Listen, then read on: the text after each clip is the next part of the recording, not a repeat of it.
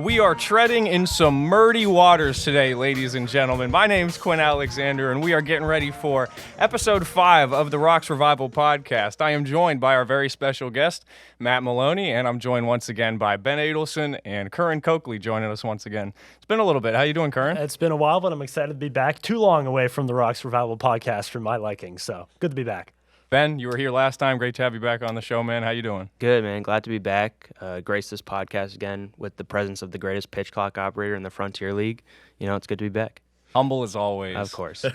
We got our very special guest. It's Matt Maloney. Matt, how you doing? Thank you for joining the show. I'm doing great. I'm stoked to be here. Thankful for the opportunity. Appreciate you guys asking me to be on here. Thank you. Matt, let's get right to it. You play the game with a unmatched fire and energy that is truly hard to compare to anyone else's. In what ways do you think that mentality separates you from other players, and what are some of the things you've learned, maybe the pros and the cons to being a player like that? Yeah, thank you. I appreciate it. I would say just as far as like my energy on the mound, I mean that just comes natural to me. I mean I'm either all in or all out in my personality, and when I'm on the mound, I'm all in. I mean, You mind that's just getting how a little closer? Oh yeah. Thank you. Yeah. I mean, yeah, just all in or all out. And when I compete, I mean, I'm gonna give you 100% of what I have, even if I didn't get a lot of sleep or didn't have enough food for the day, or I didn't have a good warm up in the bullpen. I'm gonna give you everything I got. So you're from Huntington Beach, California. You've spent now 2 seasons of professional baseball in Massachusetts, but you also spent 2 seasons of collegiate ball in Massachusetts over the summer in the Cape. Can you talk to me a little bit about just what was that experience like transitioning from California, going coast to coast, and did that time in collegiate ball play any role in you ending up here as a professional? Yeah, that's a great question. I mean, I am from California, and I got the opportunity to play for Hyannis in the Cape Cod in 2023, and then Wareham in 2024. So honestly, I'm super thankful for that opportunity because, I mean, California, first of all, the weather's different, even the streets and the layout of the cities are different. Like I'm used to everything being in grids, like as far as, neighborhood wise. But I mean, and also the weather too. Like we have 75 and sunny. And when I first got here to Hyannis 2 summers ago, it was like pouring rain and like 40 degrees in June. I was like, what is going on out here? But that's just the weather of the Northeast out here. And then as far as, competition wise, being able to play in the Cape twice, super thankful for that experience because I'm seeing guys who I've played with, on TV, and just being able to go from that competition, I feel like really prepared me in my baseball career to be like, okay, I can compete at this level, and then how am I going to translate that and improve in terms of playing indie ball. Do you think that time that you spent in the Cape was somewhat of like a shocking moment for you, or like an eye-opening moment where talk to me a little bit about the experience that you had playing against so many really talented baseball players? Yeah, I mean, to start off, I played against Derek Bender in the Cape when I was with Hyannis, and he hit for the cycle against us. And I mean, he's one of those guys where if he's on your team, you love him. If he's in the other dugout, you hate him because, I mean, he just plays. I feel like he plays similar to me, gives you 100% of what he has every day. And then kind of going back to your question, like, yeah, that 100% was eye-opening because I went from junior college in California to New Mexico State, and then New Mexico State to the Cape. And it was mid-major baseball at New Mexico State, and then going out to the Cape, it was like I'm playing with dudes. Like I played with, Cam Smith. I played with, other guys who got drafted, and, just playing against that caliber of competition and seeing how just talented they are and how tenacious they are in their day-to-day habits, it was super eye-opening because, I mean, when I was at New Mexico State, I feel like I had a successful year. It wasn't, the best year. I wasn't an All-American or anything, but I feel like I had a good year. I was, one of the guys out of the bullpen. And then to go there and just be, hey, you're a setup guy in the 6th inning when I was the closer at my school. It's like, really eye-opening. It's like, okay, like I'm here in my career. These guys are here. Okay. And, I was, looking at it like, okay, what can I do to get there and, close the gap? But super thankful for that opportunity both times with Hyannis and Wareham. Is there any type of mentality shift you have whenever you step into a locker room and up to this point you've been the guy everywhere you go, and now you look around and there's a whole lot of guys and you have to find some way to separate yourself? I mean, I would say like that's an interesting question because like I don't view myself as the guy because like I mean if I'm being completely honest I just finished my 4th year of pitching, so I feel like I'm still toddler ages in terms of pitching. So I mean I'm always open to learning everything that I can just from guys with their routine, with how they warm up, how they actually perform and their actual pitch usage. But I mean I would say just learning as much as I can from my teammates because you only have so much time in your baseball career. So, like when I was at junior college, when I first became a pitcher, I was like, okay, what can I learn from one of my buddies, Kelly Austin? It was like, hey, if you're going to be a bullpen guy, and this was during my red shirt year when I was our bullpen catcher, he told me, he's like, hey, like if you're going to be a closer, because he was our closer, you got to have 2 dominant pitches out of the bullpen that you can throw for strikes in any count. So, taking that and then, learning how to recover from some of my teammates at New Mexico State, like, okay, you got an icing routine, soft tissue, and just, taking what I can, learn from them and apply it to myself and make myself better. That's, number one goal I have anytime I enter a new clubhouse or a new team. So you went from New Mexico State to the Cape, and then you went over to UNLV to finish out your college career. So what lessons did you take from the Cape into UNLV? Yeah. So, one of the things that I did want to do going from the Cape to UNLV was like I was like okay, like I was a reliever. I wanted to start when I went to UNLV, and when I was in the portal, seeing what was out there, I wanted to be a starter. And UNLV was like, yeah, hey, we can give you an opportunity to start, and that's one of the reasons why I chose there. And they were like, hey, either starter or one of the guys out of the bullpen. Tried the starting, didn't work. Kind of similar to this year here, but yeah, I mean, it was a great fit for me. It was close to home. It was 3.5 to 4 hours away from my house in Huntington Beach. So my parents, my girlfriend, now fiance, got to see almost every single one of our home games. And probably one of the coolest things there was that my great grandma, who's 88 years old, got to watch me pick up a save in Southern California because we played close to home. So that was awesome. You just mentioned your fiance. You just recently got engaged, so Yeah. congratulations on Thank that. you. So, what's the off the field life like for you? What do you do in your free time? What do you do with your fiance off the field? Yeah. Off the field, it's not. I mean, this off season I was a bellman at the Paris Hotel in Las Vegas. I spent that off season training there. My fiance is an LA Rams cheerleader, so I'm super blessed. I mean, she is a stud. She's awesome, and it's really cool because she's a professional athlete and I'm a professional athlete. She's NFL cheerleader. I'm playing indie ball, so I'm trying to catch up to her a little bit. But it's super awesome because she totally gets it. We both try to eat healthy. We both got to work out. We both got to train. I've got to throw. She's got to dance. So just having that balance with her is awesome. And then yeah, outside of baseball, I mean, just training and working and yeah, I mean, yeah, pretty much. I'm pretty much a baseball guy. Yeah, you're a simple man. What I do, yeah. It's a common theme around here I've noticed as well. But just baseball guys, all Yeah. baseball Oh, guys. you gotta love this game, man. You mentioned, Matt, we were going to get to it at some point. You mentioned the fact that you haven't been pitching for the longest time. You played a lot of different positions, catcher, third base. Is there another one in there I'm missing? No, pretty much just catcher primarily. Yeah. So what was the transition for you like? How did that process start? Was that a decision you made? Is that someone in your ear saying, "Hey, I think you might have a good shot on the mound too"? Yeah, I'll be honest. It was a really tough career path because I will just give you the full story. It's a super long answer, but so I was a catcher in high school. Didn't get recruited to play anywhere except for Orange Coast College. That was with a week left in my senior year, so it was between Orange Coast College and another JUCO. And I was like, I want to play Division I baseball. I want to get school paid for through baseball. So then I went to junior college in California, Orange Coast College. I was 2020 catcher, 2021 redshirt catcher. I was our bullpen guy. And then going into my third year of college, I was committed to Cal State University Northridge, CSUN. That's a mid-major in California. And I was committed there as a two-way because they picked me up during my redshirt year. And that I had hopped on the mound a little bit. I'd hit 90 my first time on the mound, which was a blessing. But just the stick was non-existent as a catcher. And so I was playing summer ball in the Texas Collegiate League, and I was committed to go to CSUN as a two-way, and I was hitting 150 through 50 at-bats. And I had over 25 strikeouts, I think. So half my at-bats were strikeouts. I was not making contact, punching out.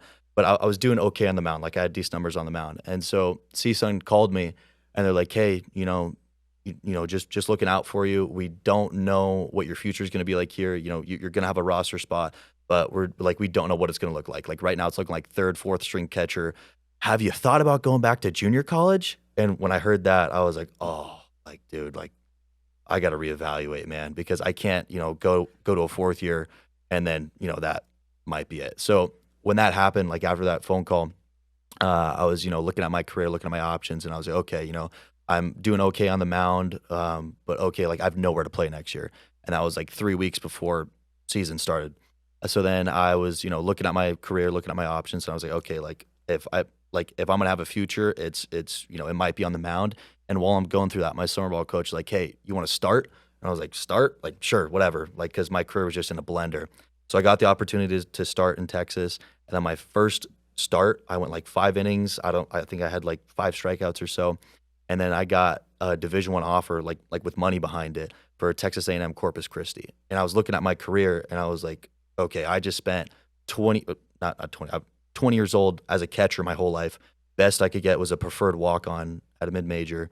And then I throw 5 innings, and somebody gives me like a 40% scholarship offer. I'm like, dude, hold on. Like, I got to go to the drawing board because something's not right here. So I thought about it. I declined the offer because it was just too quick, I would have had to pack up and leave. So go back to JUCO for my 3rd year. I'm like, okay, I'm going to do this as a pitcher. And then I just went all in on it, and then got picked up by New Mexico State, and then now I'm here. Was that kind of the moment you had where you realized you could make it in professional baseball when you went back to JUCO? No, I mean, when I showed up to the fall in 2019 after my senior year, and I was competing against a UNLV bounce back and an Arizona State bounce back behind the plate. That's like my freshman year of college as a catcher. I was like, I want to play professional baseball. But like as a pitcher, that's where there was actually light at the end of the tunnel. Like as a catcher, it was like, okay, I got to do this, and that. But now, but then when I became a pitcher, it's like, okay, now we do step by step. It's not, that goal is way over there. It's like, okay, no, it's actually attainable. That is a incredibly fascinating story, Matt. Truly, Appreciate it. I don't know if I've ever heard anything quite like that. What did that process do to your mental, do you think? Where was it like a light bulb moment where you're like, oh my gosh, I've been playing the wrong position this whole time? What did that feel like for you? I'll be honest, like being completely honest, I was furious. I was mad. At yourself? Or what? Like furious at the situation? Yeah, just my situation. Like it was a total, like, I mean, I feel like kind of as a catcher and as a pitcher, I've kind of been like 2 different people. Like as a catcher, I was like, okay, like I spent my whole year, or not my whole year, I spent my whole life grinding behind the plate, taking foul balls off the inner thigh, blocking pitches, getting bone bruises, hitting in the cage, breaking bats. And I was like, I was like, total woe is me. I've put in all this work as a catcher, and now, okay, now we're going to pitch. Now we're going to throw away the catcher's gear, throw away the $300 catcher's mitt. I'm just going to get a pair of cleats and a glove and go throw as hard as I can. So for me, my mindset, I was angry, but looking back at it, I mean, that was just God's plan to have me switch into pitching. And it's like as soon as I switched to becoming a pitching, like my career just took a 180 and just took off. So super looking like in the moment, I was like, dude, I just got, dropped by my Division I school. I got to go back to JUCO for a 3rd year. I'm going to do a position change. Like this sucks. But ever since then, my life and career has just taken off. And it's funny too, because when I went back for my 3rd year at JUCO, that's when I met Maddie, and now we're engaged, getting married next September. Wow. So everything works out. I truly think God has a plan. And I mean, it was tough back then, but looking back at it now, so thankful for it, because I don't think that I would have made professional baseball as a catcher. It would have been, I would have needed to make a lot of changes, but like super thankful for it. So for the kids at home, start pitching. Yeah. If you can throw hard, start throwing. Yeah, one of my questions I was going to ask at some point was, how old were you when you first threw 90? But you just said your first pitch ever was 90, correct? Mm-hmm. So it was the fall of 2020. I was 19 years old. Yeah, first pitch on the mound, like in game. Like everybody messes around. Oh, how hard could I throw in high school? Sure. Don't even know what I hit. But like, yeah, first time I went on the mound, it was in a COVID league in San Bernardino, which is where Barrow's brother plays. I think so. It's because it's like the low A for the Anaheim Angels. Hopped on the mound, pocket radar behind home plate, hit 90. I was like, okay, like that's cool. Like let's let's see, like maybe I should take that That's seriously. cool. It would be the most impressive moment of my athletic career for me. There- That's cool. There are people who spend their entire lives just trying to scrape 90 on like a pull down. Scrape and you just- 80. and you just get on the mound and Yeah. I mean, like, dude, that's just God given right there. Like, just to be able to get on there and just throw it, super blessed to be able to do that. What has been the process for you? How do you maximize your own velocity? What mechanically works for you? What have you found is a consistent way for you to just always hit that 95 mark, which you seem to do just every single time you throw a baseball? I try. I would say a lot of it is, I mean, I think that there's a couple things that go into throwing hard, especially like for me. I would say it's a lot of off-season training, it's mechanics, and unfortunately, it's genetics. It's during the off-season, work your tail off. Like I was, working full-time job and then training 2 to 3 hours a night, 6 nights a week, and then doing the throwing program, doing the build-up, doing the pull-downs, doing the throwing off the mound, just volume, and then high-intent training. And then mechanics, I'm still trying to figure out my mechanics. I know I have 100 in me. It's just in terms of, okay, I got to do X, Y, Z to get there. I think last year I was, 3 adjustments away. Like right now, I think I'm maybe 2 adjustments away. But I mean, it's super hard to just, figure it out mid-season because you're trying to compete. But I'd say as far as mechanics, you got to optimize what you have. Thankfully, I'm like 6 foot, 230 pounds. So I have a decent frame to be able to do that. So the potential is there. I don't think I'm at my potential. I think I'm close, but just being able to utilize the lower half and just time everything up and just being whippy and loose. And one thing last year, which I think I can, credit my velo jump last year, I think I was averaging, it was like 90.8. This year I'm averaging, I think 93 or it's like 92.8 or something. But it's just being loose and trying to throw fast, not trying to throw hard. Because for me, I'm a bigger pitcher. Most pitchers are going to be a little bit slimmer, a little bit taller, 6'3", 6'4", so they can, whip it a little bit better. But for me, it's more natural for me to, kind of deadlift, like, how hard can I throw it?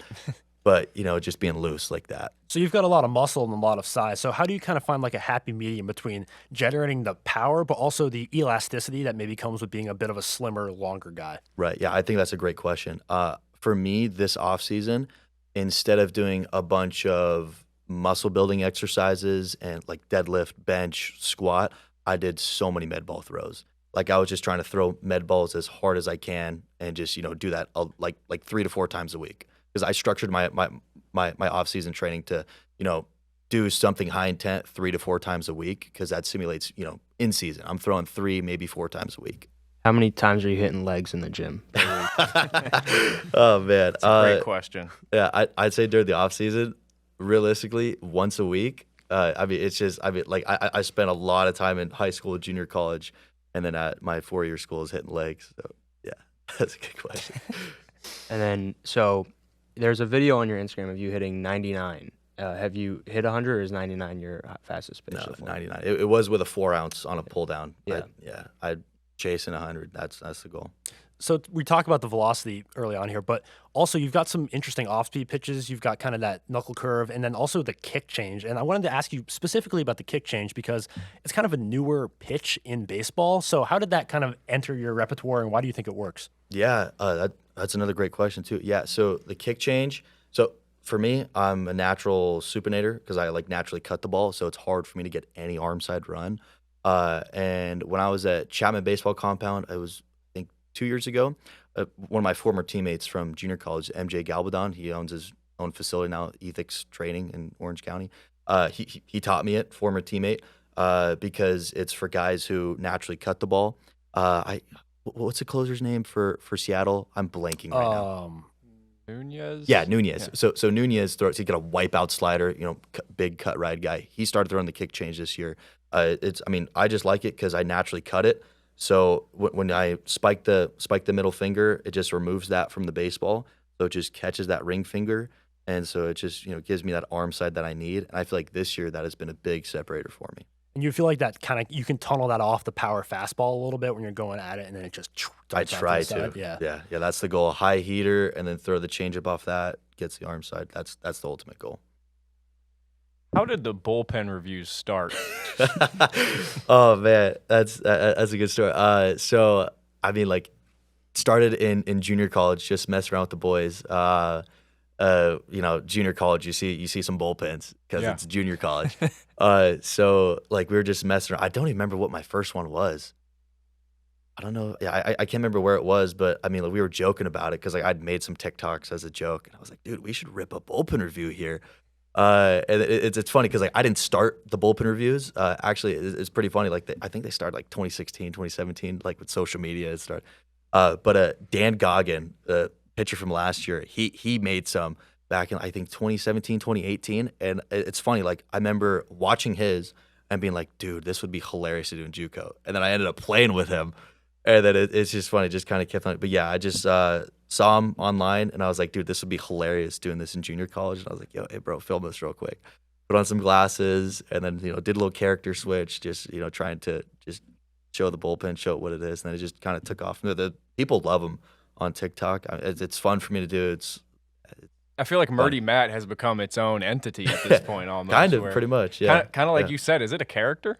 So when I do the bullpen reviews, I do try to play a character, just like oh, I'm Chad, like, dude, show him the pen. Oh yeah, good slope. Yeah. So it is a character, but it is like kind of like like genuine feelings behind it. It's like, oh yeah, like we have water, trash can, shade, because those are the necessities. But yeah, it's definitely a character. It's like, oh yeah, just having fun. Feels like there's some Maloney in there though, for sure. Oh, 100%. Yeah. So about your TikToks, when you left the barbershop, Oh. did you say you liked that haircut? No, I hated it, dude. It was terrible. Oh man, yeah. That was so it's funny. So she was cutting my hair. It was. I'm not gonna say the name of where I got the haircut because I don't want to throw them under the bus. So she had never cut my hair before. I go there. This is back home in California during the All-Star break. Show her the photo. You guys have seen the photo. And then so she cuts it, and then she like leaves my hair to where like exactly how it is in the photo. Yeah. And I'm feeling it because she did the sides, and I'm feeling it. Like I'm not looking in the mirror. I'm like, oh, this is gonna be sick. And then I'm feeling the hair. Like after she scissor cuts it, I'm feeling it on my forehead, and I'm like, I'm gonna have a bowl cut. I'm starting to think like, oh my gosh. And then she turns me around, and my hair is still on my forehead, and it's like looks great. Thank you. That's awesome. Yeah. And then I went home, took a photo in the parking lot, and I was like, dude, I gotta post this. It's hilarious. So what was the team's reaction to the haircut? Oh, the guys loved it. Yeah. The lesson I found I've pretty fun. learned: only get your haircut from people who have the same haircut as you. I like that. That's good. I like that. So just one more question about the TikTok quickly. Could we see any other content on the TikTok besides the bullpen reviews, maybe clubhouse reviews or something like that? I've thought about doing clubhouse reviews. I feel like that's a little too invasive of people's privacy because I don't want to be like, hey guys, don't take a shower, don't change your clothes. I'm doing a clubhouse review. I mean, I've thought about doing, stuff like that. I've thought about like doing like, like my path to the pros and stuff like that. But I'm not super, I hate to say it, but I'm not super passionate about making content. It's just, what I do in my free time. It's like, oh, I have like, 3 hours on the bus. Let me, throw together something. But yeah, I mean, I've thought about it. I don't know what's in store for that or what's next, but I've got a decent following on there, and they want to see stuff.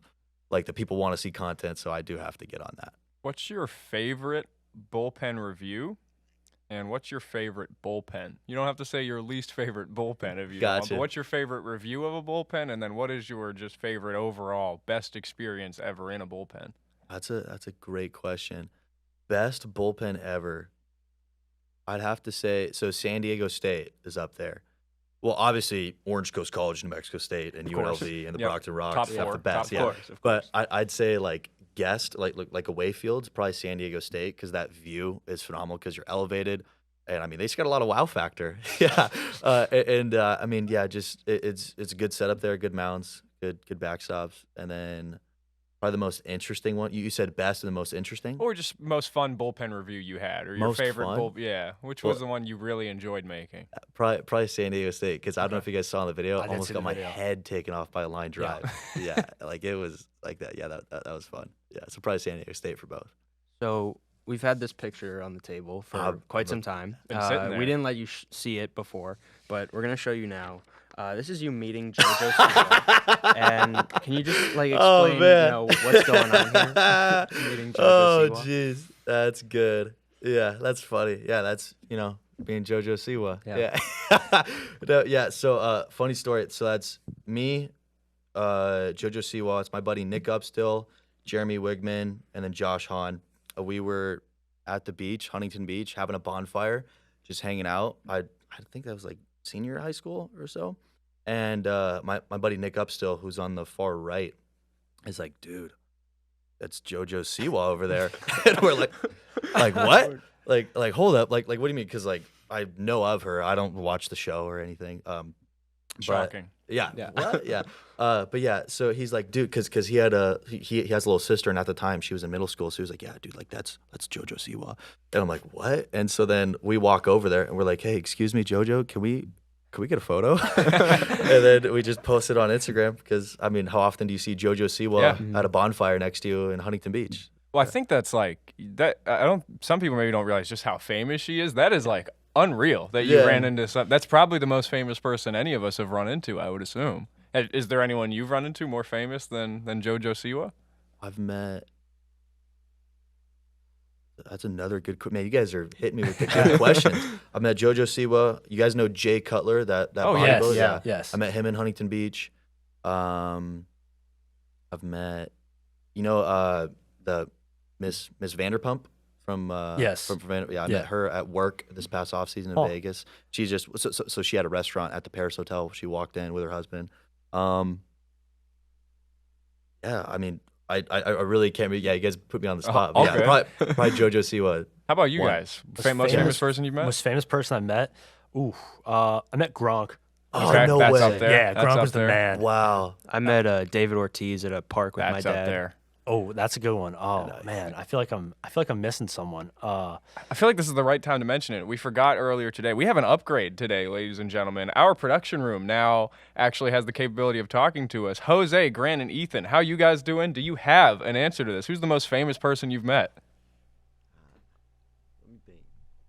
I got a brainstorm still. I'll go Tim Thomas, former Bruins goalie, won the Stanley Cup with us in 2011. Okay. That's probably my best answer. I don't have a good answer. But my grandma met Gerard Mayo back That's when pretty he was cool. still playing Oh. with Dad, so Oh, One. Jose, you got one? Yeah, I met Pedro Martinez. Ooh, that's a there good we one. go. My mom met Patrice Bergeron on a plane a couple weeks ago. She was sitting behind him. And she's like, oh, I think there's a famous person in front of me. And I'm like, oh, who is it? And she's like, let me see if I can get a photo. So she sends me a photo of the back of his head. And I'm like, I have no idea who that could possibly be. You need to send me another photo. So I got like 3 more photos of just the back of Bergeron's head. I'm like, there's no way I can tell who that is. That's hilarious. My mom met Serena Williams on a plane. Oh, that's a good and one. she fell asleep on my mom's shoulder. No way. Which is crazy. Yeah. That's cool. Yeah. That's the kind of stuff I dream about right Oh there. yeah. Yeah. Wow. What are some of the essentials, Matt? We're gonna back on topic here. What are some of the essentials for you pregame on a game day? What are some of the essential parts of your real routine? What can you not live without? Caffeine and Metallica. Yeah, definitely game day essentials. I would say. Are you this person all the time? Oh, Just all- 100%. Okay. Yeah, okay. I thought I've, so. I was I've, just I've checking. no off switch. Yeah. I'd say game day essentials. I gotta have my music. Like Okay. if I'm not, well, I mean, it's not a crutch, but like I love listening to music and getting fired up. Definitely music, coffee. I don't know if you guys have seen me walking in the field, but coffee in hand every single day. I've got like a mental routine that I go through. It's in my notebook. Go through that. Just what I'm thankful for, what my goals are, what I want to compete, with that day. So that really helps me out. That's another thing that kind of gets me into the zone. And then just yeah, that's that's really about it. Yeah, caffeine, Metallica, and knowing what I'm playing for. On a day that you're pitching, how many milligrams of caffeine are getting consumed? That's a good question. I mean, I try to keep it like 800, like 800 or below. But there are some days where I push the limits. But yeah, I mean, it's like it's a coffee in the morning, like low Keurig coffee. Shout out Trevor Annabelle supplying the Keurig pods. Yeah, maybe like 2 shots of espresso.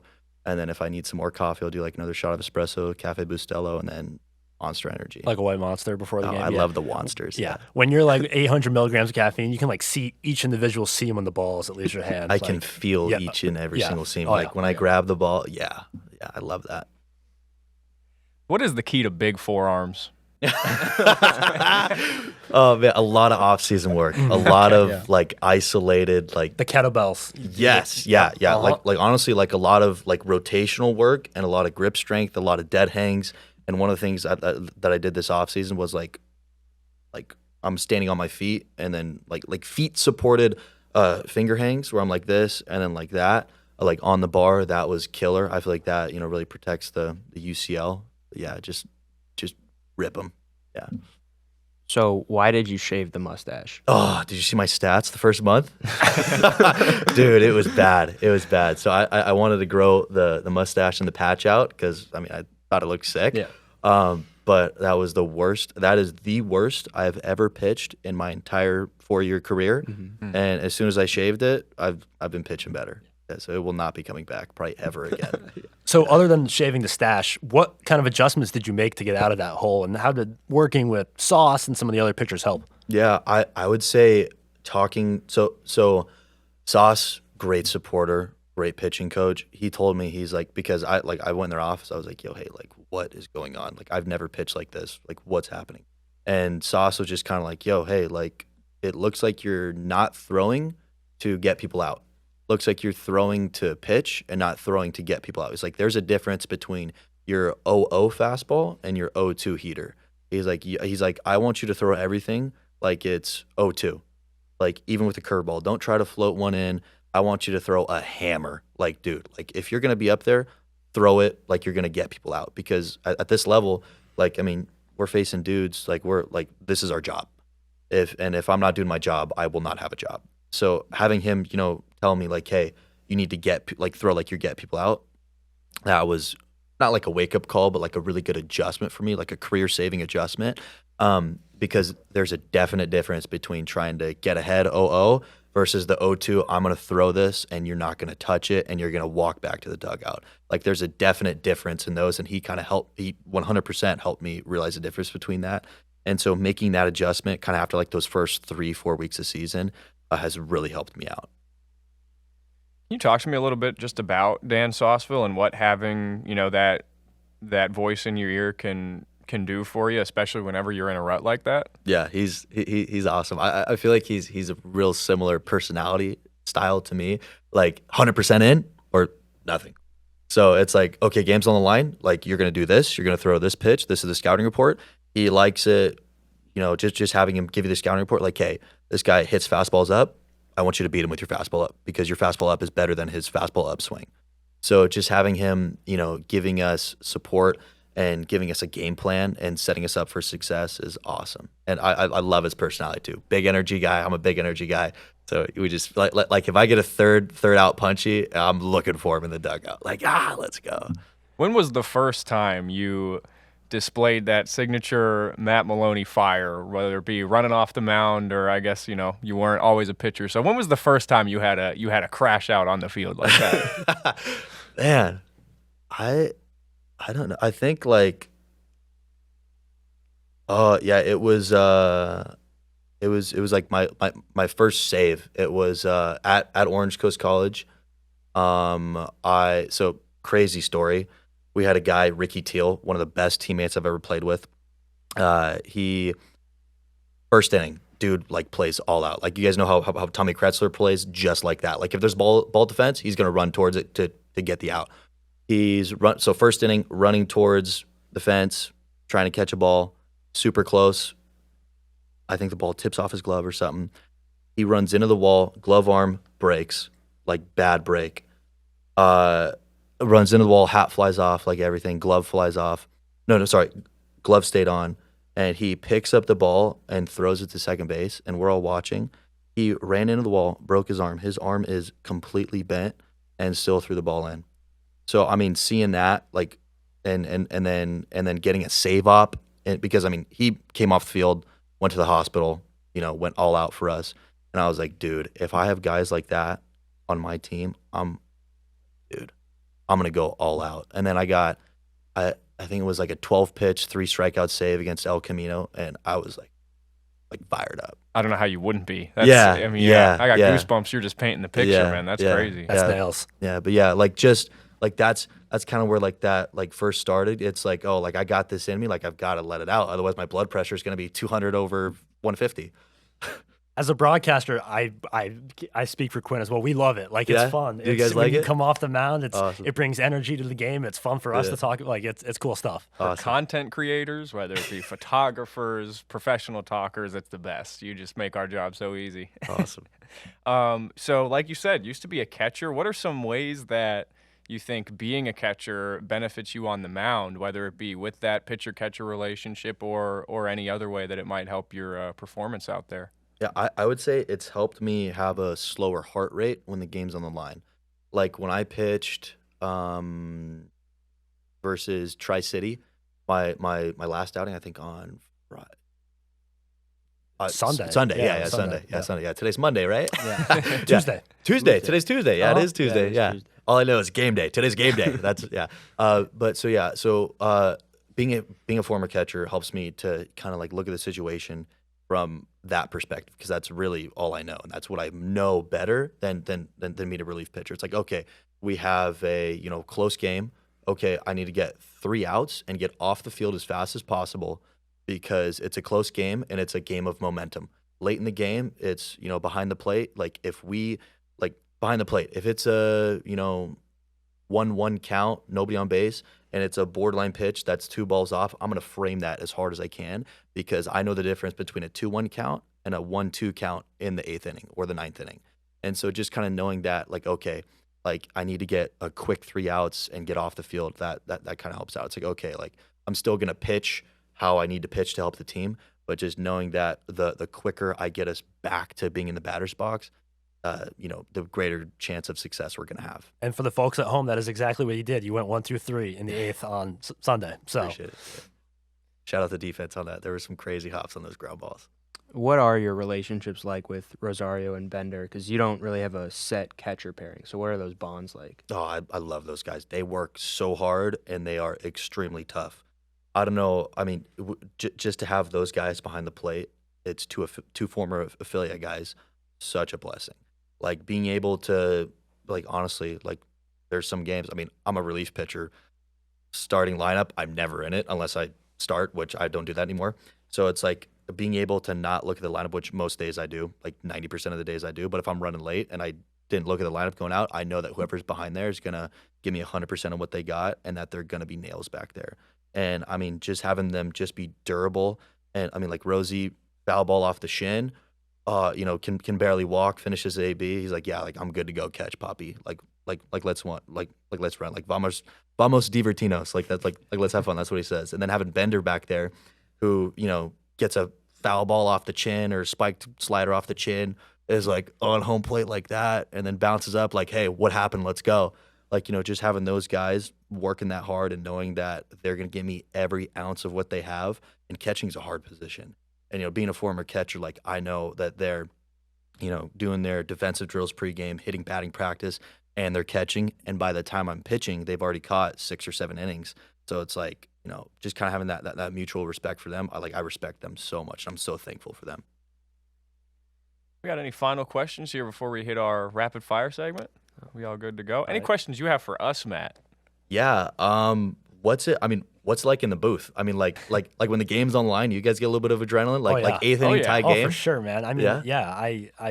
I played baseball most of my life. I know the feeling. Like I feel it through you guys in a way. I'm like, oh, it's getting good. Like this is fun. Like I don't know. I can't speak for Quinn, but for me personally, when I'm calling a good game, I kind of go out of broadcaster mode and go into like baseball geek. I'm like, That's this is awesome. So that's kind of it for me. I don't know what it's like for Quinn, but It's great. you do as you get you do have to find a way to separate the fan and the sure. broadcaster in you, because when I'm around you guys as long as I am, it's impossible not to root for you, and it's impossible not to get into the games. And especially, whenever you get that Tri-City series, man, just super bunch of low scoring, back and forth games, pitchers duels, and you can feel the energy, the animosity kind of rising as the series goes along. 2 teams that play each other all the time. There's nothing better than that, man. And we're loving watching you guys up there. It's chaos up there. I won't lie. It is chaos. There's a lot of things going on that people maybe miss, but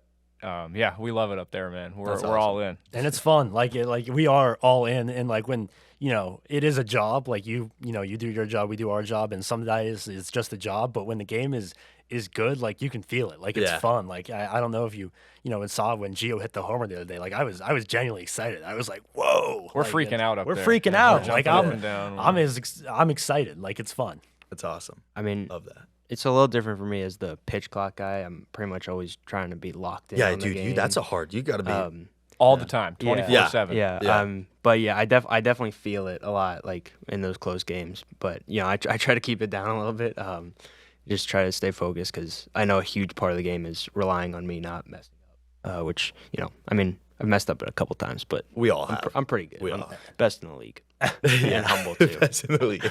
And humble too. Yeah. That's awesome. All Yeah. right, let's hit you, Matt, with our rapid fire get to know you segment. We do this once a show, and it's a really simple concept. I'm sure you've seen it before, but I'll let you know again anyways. We're going to hit you with a bunch of rapid fire questions. You're going to answer them as quickly as you can. You can elaborate a bit if you would like. Some of them are on-field related, some of them are off-field related. Does that sound good? 100%. Let's do it. Awesome, let's do it, man. We're going to get right into it. First question, how much do you squat? Over 500 pounds. I can't remember exactly. Over 500. Jeez. Jeez. Well, you already answered this, so I'm going to skip to the next question. If you had to pick a different walk-up song other than Metallica, and I'll say other than Metallica and Creed, because I know you're a big Creed guy, what would it be? Probably something by Pearl Jam or. Yeah, probably something by Pearl Jam. Yeah. LeBron or Jordan? Jordan. Oh, okay. Yeah, So good it's pick. back Good 3-2 pick. Because now. his like LeBron's career isn't done yet, so Sure. gotta go with Jordan. Who's your baseball goat?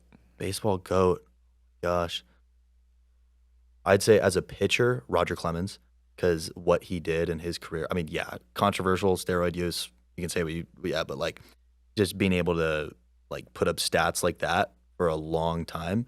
Like dudes like Roger Clemens, Nolan Ryan, unbelievable. And then as a hitter, Barry Bonds, unbelievable. Like to hit that many home runs and to have that many walks, to be that feared as a hitter, will probably never happen again. But we're kind of seeing it with Shohei Ohtani. So watch him.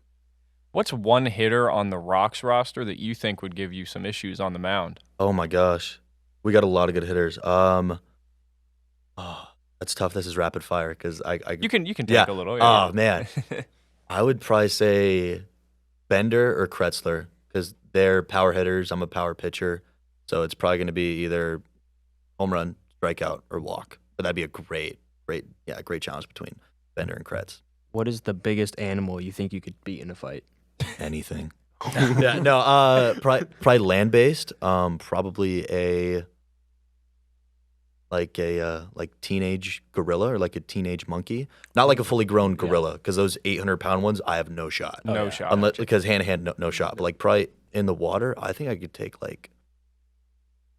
maybe a small. Okay, no, I'm not gonna say like a small whale because that's like bigger than a dolphin. But How's a whale going to fight you, too? Like, it's just like, oh man, I mean, it's going it's to a like, bite whale. you, but like, you get Yeah. around it. Like, you're good. yeah. Well, I'll just stick with teenage gorilla. Yeah. I could take I that. like it. We've asked everyone this question. Is a hot dog a sandwich? Yeah, 100%. Yeah, Why? bread meat. Bread 'Cause- meat? Yeah, bread meat. I mean, if you think about it, like sub sandwich, if you take the turkey and just replace it with a hot dog, it's a sandwich. Yeah, ketchup, mustard, I like it. onions, I like it. relish. Finally, someone with a little bit of sense. Elaboration. Yeah, I love it. I love it. Is a Pop-Tart a calzone? No. no shot. It's more of a protein bar than a calzone. You kidding me? Protein bar. It's a Okay. late night protein bar. Yeah. Is cereal soup? No, because I think cereal is its own separate thing. It's milk plus cereal. Okay. Sure. If you could have lunch with one person, living or dead, who would it be?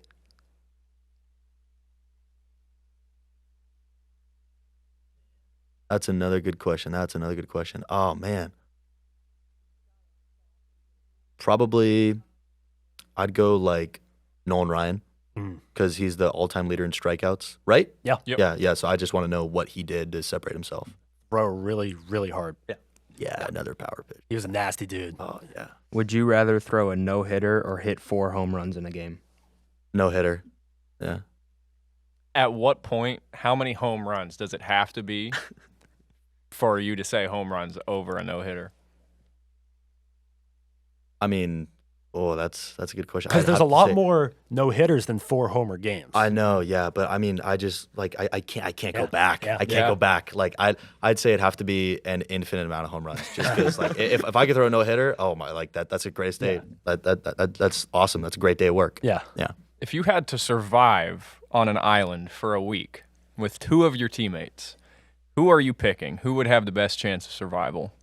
Trevor Annabelle, I've been living with him this whole year. We spend on average 23 and a half hours together per day. So Trevor, and then I'd say probably Mike McKenna. Yeah, because he worked construction, so maybe he can build us something. Yeah. How many teammates do I get? 2. 2? You Oh want, yeah, you Trevor, want an honorable Mike. mention? Yeah.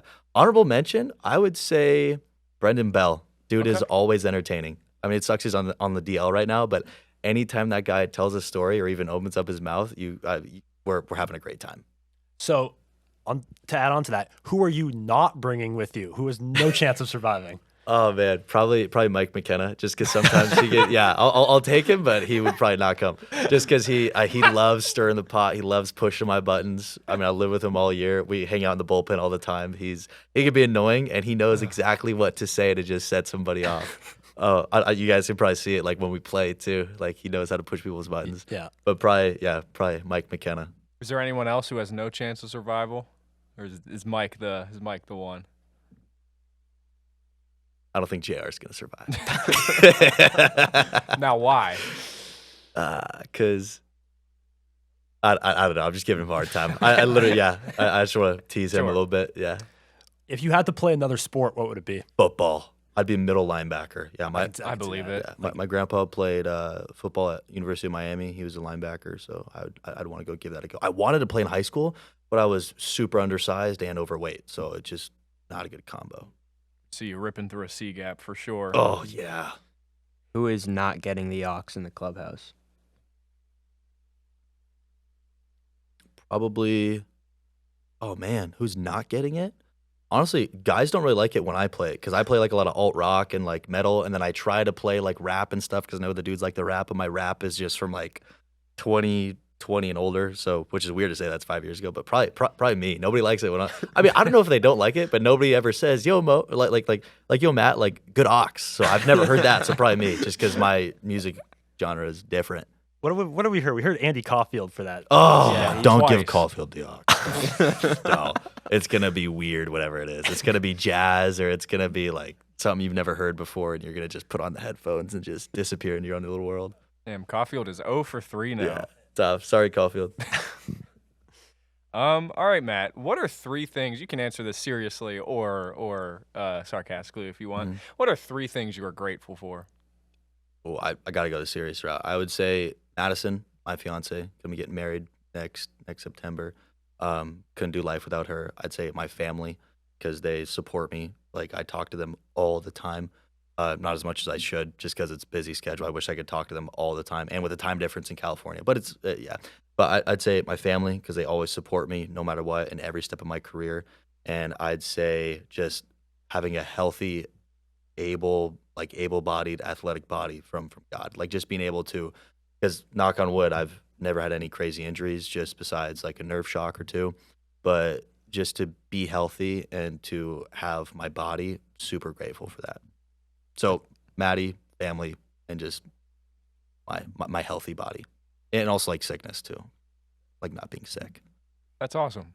Any final questions, Curran or Ben? No, that's all I got. Matt, any final comments, any questions you have, anything else you want to get out there to the fans before we let you go? Yeah, I just want to say thank you guys for supporting us during this revival season. Of course. I mean, super stoked to be a part of it. I mean, it was awesome being here for the knockouts last year, first year as a professional baseball team with them. That was awesome. Super fortunate for that. And then to come back for the revival season, love it. And, you know, just to have the fan support, seeing the kids on the kids' days, super thankful for that. And, you know, I wouldn't be here without the fans. You know, thank you guys for coming to the games. Thank you guys for supporting us, you know, doing our best for you guys. And yeah, thank you guys for having me on here. This is awesome. Great experience. Super fortunate to be on here. Yeah, thank you guys. Final question, Matt. What is the origin of Murdy? Murdy, that's a good question. It's the park across the street from my house in Huntington Beach. Yeah. So you want like the whole story, or just like just Sure. that? Yeah, nah, give it. So this is when I was becoming a pitcher. I needed a pitcher's glove, so I got a custom 44. And I was like, dude, I got to put something sick on there because like that's the only drip you can have as a pitcher is the sick glove, the sick cleats, tight pants. Maybe that's like about it. So I was Tight like, dude, pants and like the top couple buttons on buttons. Yeah. See the chest hair when you're leaning in. yeah. But so during COVID and like pretty much my whole life, I've gone to Murdy Park. It's a baseball field. It's a weird. It's not weird, but it's like that park attracts a lot of crime and a lot of interesting people for some reason. And it's one of the only spots in Huntington, because Huntington Beach is Orange County, California. It's super safe, zero crime. But like that park itself just attracts problems. So like if you're gonna go there, like you got to be tough. Like I've almost been in a couple fights over there. Like there's been some problems with homeless people and some other people, and so it's like a tough, like blue collar, hard knock park. So I was like, dude, like I go there almost every day. Like let me put my Murdy Park on my glove. The boys at JUCO liked it, started calling me Murdy Matt, and I was like, dude, if you're calling me Murdy Matt, I'll just change the Instagram name to that. And then I changed the TikTok username to that, and now it's just call me Murdy. Rolls off the tongue incredibly well. Yeah, I like it. It's cool, so I'm sticking with it. That's a great story, Matt. Yeah. Thank also, you so much. Your intro, welcome to Murdy Waters, that was awesome. I think I said we're treading murdy waters. Yeah, that was good. That was good. Yeah, that was good. Thought of it on the fly. Thank you. I Awesome. appreciate it. Yeah. All right, Matt. This has been awesome, man. Definitely a great episode. We appreciate you for all the time. There's been some really cool stories, too. Yeah, thank you guys. I really appreciate it. Looking forward to the game tonight with you guys. Oh yeah. All righty, guys. We're going to get out of here now. We appreciate you so much for tuning in. We will see you in about a week or so for episode number 6. Thank you so much.